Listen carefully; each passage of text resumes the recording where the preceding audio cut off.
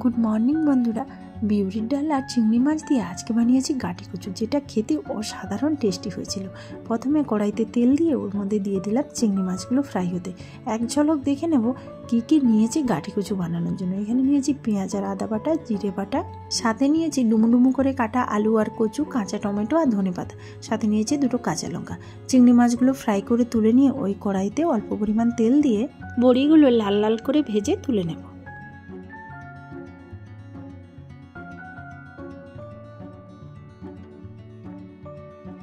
ওই তেলের মধ্যে শুকনো লঙ্কা আর কালো জিরে ফোড়ন হিসেবে দিয়ে কচু আর আলুগুলো বেশ কিছুক্ষণ দিয়ে নাড়াচাড়া করে ফ্রাই করে নিতে হবে। মাঝখানে একটু লবণ অ্যাড করে দেব।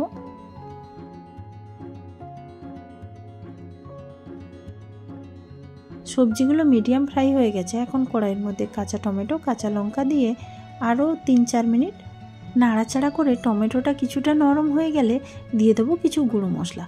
প্রথমে দিয়ে দেবো রেড চিলি পাউডার, তারপরে জিরের গুঁড়ো, কাশ্মীরি লঙ্কার গুঁড়ো, হলুদ গুঁড়ো আর মটরশুঁটি দিয়ে আরও 3-4 মিনিট নাড়াচাড়া করে সবজির কালারটা একটু চেঞ্জ হয়ে গেলে যে বাটা মশলাটা করে রেখেছি ওটা দিয়ে দেবো।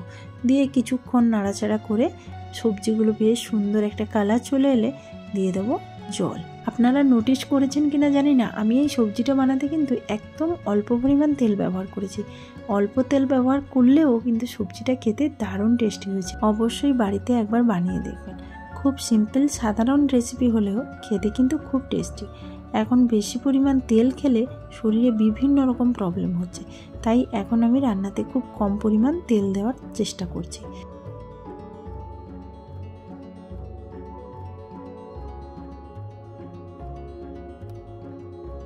পাঁচ থেকে 7 মিনিট ঢাকনা দিয়ে কচু আলুগুলো সেদ্ধ হতে দিয়েছিলাম। এখন ঢাকনা খুলে দেখে নেব কচু আলুগুলো কেমন সেদ্ধ হয়েছে। প্রায় 70% সেদ্ধ হয়ে গেছে। এখন ভেজে রাখা চিংড়ি মাছগুলো অ্যাড করে আরও 3 থেকে 4 মিনিট ঢাকনা দিয়ে মিডিয়াম আঁচে বয়েল হতে দেব। 4 মিনিট পর ফিরে এসে ঢাকনা খুলে দেখে নেওয়ার পালা কচু আলু পুরো সিদ্ধ হয়েছে কিনা। বেশ সুন্দর সিদ্ধ হয়ে গেছে। এখন উপর থেকে ধনেপাতা ছড়িয়ে একটু নাড়াচাড়া করে ঢাকনা দিয়ে 1 মিনিট মতো রেখেছিলাম এবং গরম গরম ভাতের সাথে খেতে না দারুণ টেস্টি ছিল। ওকে বন্ধুরা, টাটা। দেখা হচ্ছে নেক্সট ভিডিওতে। আমার ভিডিওটা কেমন লেগেছে অবশ্যই কমেন্ট করে জানাবেন, আর ভালো লাগলে অবশ্যই একটা লাইক করবেন আর চ্যানেলটা সাবস্ক্রাইব করে পাশে থাকবেন।